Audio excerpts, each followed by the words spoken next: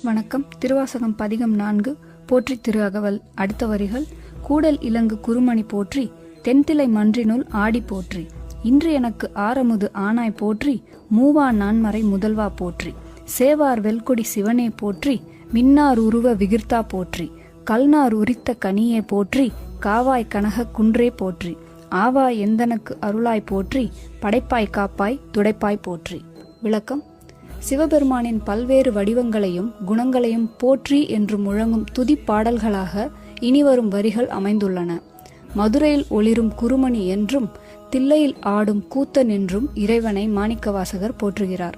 பழமையான நான்மறைகளுக்கு முதல்வனாகவும் மின்னல் போன்ற உருவம் கொண்டவனாகவும் விளங்கும் இறைவன் ஒரு பக்தனிடம் ஆவா என்று கவலை கொண்டு அருள் புரியும் கருணையை வியக்கிறார். இறுதியில் படைத்தல், காத்தல், அழித்தல் ஆகிய முத்தொழில்களையும் புரியும் முழுமுதற் கடவுளே சிவம் என்பதை உறுதிப்படுத்துகிறார்.